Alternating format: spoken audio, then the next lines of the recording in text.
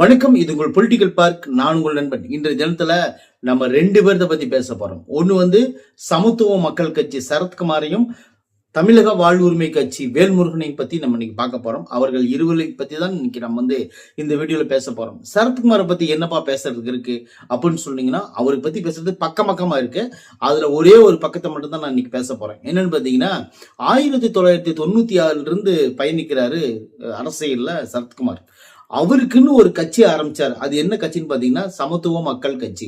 அந்த சமத்துவ மக்கள் கட்சி ஆரம்பிச்ச உடனே என்ன பண்ணாருன்னு பாத்தீங்கன்னா, அதுல ஒரு நாடார்கள் சங்கமா அது இருந்துச்சு. அதை சமத்துவ மக்கள் கட்சியா மாத்தினாரு. கிட்டத்தட்ட இல்ல, அது ஜாதி கட்சி தான், நாடார்களுக்குரிய கட்சி தான் அது. அந்த கட்சியில தலைவராக இருந்தாரு சரத்குமார். இப்ப என்னாச்சுன்னு பாத்தீங்கன்னா, அந்த கட்சியை கலைச்சிட்டு திடீர்னு ஒரு நாள் ஞானோதயம் வந்த மாதிரி என்ன பண்றாருன்னு பாத்தீங்கன்னா, பிஜேபி போய் சேர்த்துட்டாரு.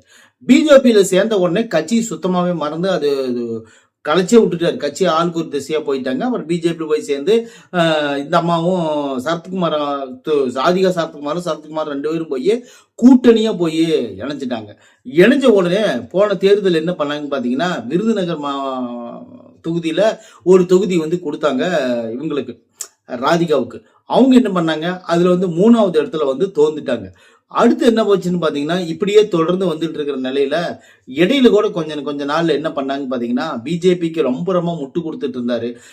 அதிமுக உயர்த்தி பேசினாரு, விஜயை தாழ்த்தி பேசினாரு. அப்புறம் பாத்தீங்கன்னா, திமுகவை கடுமையா ஒரு விமர்சனம் பண்ணாரு. கிட்டத்தட்ட பாத்தீங்கன்னா, அவர் திமுகவில் இருந்து வந்தவர் தான், திமுகவினுடைய கிளையா இருந்து வந்தவர் தான். 1996ஆம் வருஷம் அரசியலுக்குள்ள வரும்போது அதிமுக ஆட்சியை அகற்றணும் அப்படிங்கிறதுக்காக திமுகவும் தமிழ் மாநில காங்கிரஸும் ஒன்னு சேர்ந்தப்ப, அப்ப தமிழ் மாநில காங்கிரஸ் சைக்கிள் சின்னத்தில் நின்னாங்க, திமுக உதவி செய்யும் சின்னத்தில் நின்னாங்க. அப்போ சரத்குமார் திமுகவுக்கு ஆதரவா செயல்பட்டாரு. அதனாலதான் அதிமுக விரட்டி அடிக்க முடிஞ்சது அப்படின்னு சொன்னவர் தான். மறுபடியும் என்ன பண்ணாருன்னு பாத்தீங்கன்னா, பிஜேபியோட சேர்ந்து அதிமுகவுக்கு ஆதரவா இருந்தார். சரி, ஓகே, அவருக்கு என்னப்பா பிரச்சனை அப்படின்னு பாத்தீங்கன்னா, ஒரு பிரச்சனையும் இல்ல. அவருக்கு பிஜேபியில இத்தனை வருஷமா பயணிச்சும் அவருக்கு எந்த பொறுப்பும் கொடுக்கல அப்படின்னு சொல்லிதான் சரத்குமார் பெரிய கோபம். அது பொறுப்பு கொடுக்கலன்னு பரவாயில்லப்பா, பேனர்ல பின்னாடி ஏதோ ஒரு போட்டா கேட்டா போட்டா தானே மக்கள் பார்த்துட்டு ஐயா சரத்குமார் போட்டா இருக்குது அப்படின்னு சொல்லிட்டு அவருக்கு பின்னாடி இருக்கிற தொண்டர்கள் கொஞ்சம் ஆரவாரமா பார்ப்பாங்க.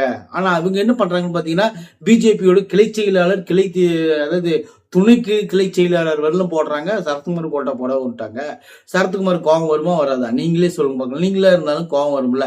அந்த நாட்டாமை குடும்பத்தை சேர்ந்த எல்லாரும் என்ன பண்ணாங்க பாத்தீங்கன்னா, என்ன நாட்டாம, உங்க போட்டாவே இல்ல நாட்டாம, உங்க போட்டாவை காட்டாம, நாங்கெல்லாம் ரொம்ப வருத்தமா இருக்கிற நாட்டாம அப்படின்னு இருக்கிறாங்க. அப்படியா, சரி, ஒன்னும் பிரச்சனை இல்லை, நான் போய் மேலிடத்துல பேசிட்டு வரேன்னு சொல்லிட்டு மேலிடத்துக்கு போயிருக்காங்க. மேலிடத்துக்கு போனோன்னே இந்த மாதிரி நான் ஒரு கட்சி நடத்திட்டு இருந்தேன், அந்த கட்சி விளக்கிட்டு நான் முழு நேரமா உங்களுக்காக உழைக்க ஆரம்பிச்சேன். எனக்கு இதுவரையிலும் எந்த பொறுப்புமே கொடுக்காம இருக்கீங்க. நான் பொறுப்பே இல்லாம நான் போய் எப்படி போய் சும்மா ஆல்டர்னேட்டா போய் நம்ம விளம்பரம் பண்ண முடியுமா, அல்லது நான் ஆல்டர்னேட்டா போய் பிரச்சாரம் பண்ண முடியுமா? நீங்களே சொல்லுங்க. எனக்கு இப்போ எனக்கு ஏதோ ஒரு பதவி கொடுக்கணும்னு கேட்டிருக்காரு. என்ன பதவி வேணும்னு கேட்டிருக்காங்க. இவர் என்ன பதவி கேட்டிருப்பாருன்னு நீங்க நினைக்கிறீங்க? இவர் கேட்ட பதவியே வேற லெவல் பதவி தான். என்னன்னு பாத்தீங்கன்னா, தமிழ்நாடு தலைவர், பிஜேபி தமிழ்நாடு தலைவர் பதவி வேணும்னு கேட்டிருக்காரு. தமிழ்நாடு பதவினா இப்ப யாருகிட்ட இருக்கு? நயினார் நாகேந்திரன் கிட்ட இருக்கு. இதுக்கு முன்னாடி அண்ணாமலை அவர்கள் இருக்கும் போது தான் இவர் அங்க போய் ஜாயின் பண்ணாரு பிஜேபியில. அடுத்தது நயினார் நாகேந்திரன் இருக்காங்க. அந்த பதவி அடுத்தது நீங்க எனக்கு தரணும் அப்படிங்கிற மாதிரி இவர் கேட்டிருப்பாட்டாருன்னு தெரியுது. ஏன்னு கேட்டீங்கன்னா, அவர் பேச்சிலேயே அப்படி தெரியுது. அவர் சொல்றாரு, நான் அந்த மாதிரி ஒரு பதவி கொடுத்தாங்கன்னா நான் இன்னும் நல்லா செயல்படுவேன் அப்படின்னு சொல்லி கேட்கிறாரு. கேட்ட உடனே அதெல்லாம் யோசிக்க வேண்டிய விஷயம் தானே. சரத்குமாருக்கு அந்த மாதிரி பதவி கொடுத்தாதானே அவர் அவருக்குன்னு தமிழ்நாட்டுக்குள்ள ஒரு கெத்து இருக்கு. அந்த கெத்தை காட்டணும்னா அவருக்கு ஒரு தலைவர் பதவி கொடுக்கணும்ல அப்படின்னு சொல்லிட்டு கூட இருக்கிற தொண்டர்களே சொல்லிட்டு இருக்கிறாங்க அப்படிங்கறதுதான் உண்மை. சரி, ஓகே, இருக்கட்டும். கொடுப்பாங்களா அப்படின்னு கேட்டீங்கன்னா, இதுக்கு வாய்ப்பில்லை ராஜா அப்படின்னு தான் ஒரு முடிவு எடுப்பாங்க. அதுக்கு இன்னொரு விஷயம் இருக்குது. என்னன்னு பாத்தீங்கன்னா, தன்னுடைய மனைவி ஒரு சூப்பர் ஸ்டார், அதாவது தமிழ்நாடு நடிகைகளோட சூப்பர் ஸ்டார்ன்ட்டார். திடீர்னு அவரே சொல்லிட்டார், நயன்தாரா தான் சூப்பர் ஸ்டாரு, அது தனியா சர்ச்சை கிளப்பிடுறாதீங்க, நயன்தாரா தான் சூப்பர் ஸ்டாரு. ஆனா இருந்தாலும் என் மனைவியும் சூப்பர் ஸ்டாரு. ஏன்னா தாய் கிழவிங்கிற படத்துல இந்த வயசுல நடிச்சு வெற்றி விழா கொண்டாடுற அளவுக்கு நடிச்சிருக்காங்கன்னா அவங்க உண்மையிலே சூப்பர் ஸ்டார் தானே அப்படின்னு சொல்லி சொல்றாங்க.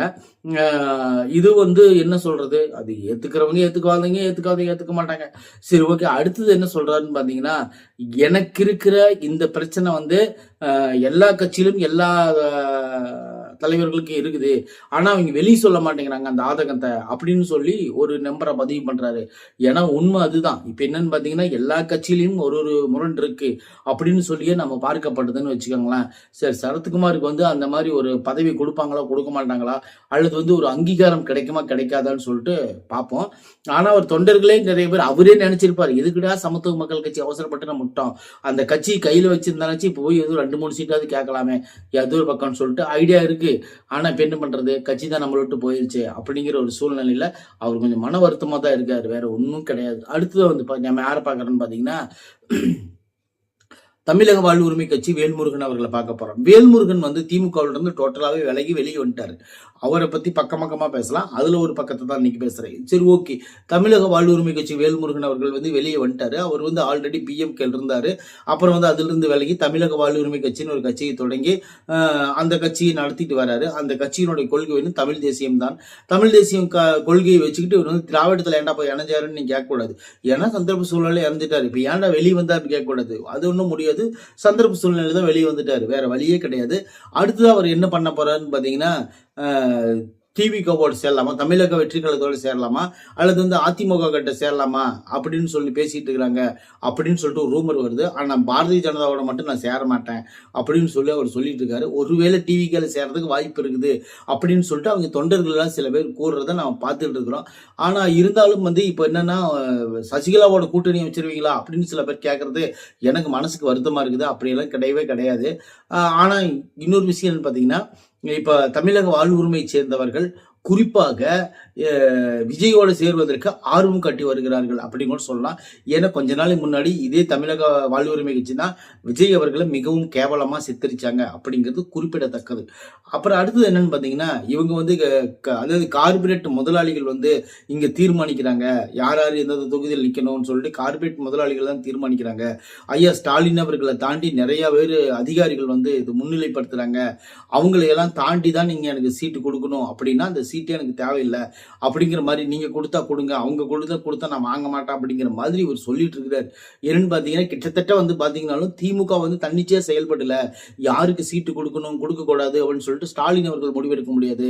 அந்த அதிகாரிகளும் அந்த கார்பரேட்டுக்காரங்களும் தான் முடிவெடுக்கிறாங்க.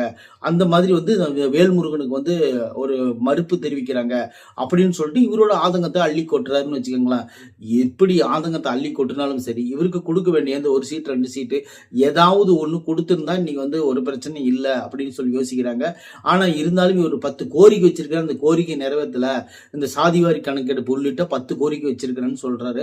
உண்மையிலேயே 10 கோரிக்கை வச்சிருக்காரா அப்படின்னு கேட்டீங்கன்னா, சீட்டு நான் 2-3 சீட்டு கொடுத்திருந்தா கம்முன்னு இருந்திருப்பாரு. ஆனா 10 கோரிக்கை வச்சிருக்கிறேன் ஏதோடு சொல்லி வெளியே வர்றதுக்கு ஒரு காரணம் வேணும்ல, அந்த மாதிரி காரணத்துக்காக தான் அவர் வெளிவந்துட்டாருன்னு சில பேர் பேசிட்டு இருக்கிறாங்க. நான் சொல்லல, சில பேர் பேசிட்டு இருக்கிறாங்க அப்படின்னு சொல்லி பார்க்கப்படுது. போன தேர்தலில் ஒட்டிக்கிட்டு இருந்தவர் இந்த தேர்தலில் வெளியே வராருன்னு என்ன காரணம்?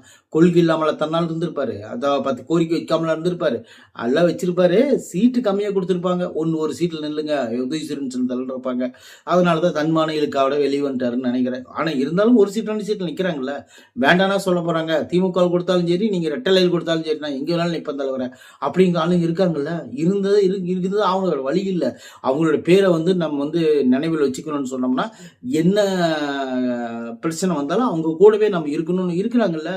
அந்த மாதிரி நீங்க இருக்கல, ஏன்னு 10 கோரிக்கை நிறைவேற்றலங்கிறாரு. ஆனா அதெல்லாம் சும்மா தொகுதி கம்மியா கொடுத்துறாங்க அதனால வெளியே வந்துட்டாருன்னு சொல்லிட்டு அவங்க வட்டாரங்களே பேசிட்டு இருக்காங்க அப்படிங்கிறதா உண்மை. சரி, ஓகே, இருக்கட்டும். ஏதாவது ஒண்ணு நடந்தா சரி. வேல்முருகன் நல்ல ஒரு போராளி அப்படிங்கிறத எந்த மாற்று கருத்தும் கிடையாது. நன்றி, வணக்கம்.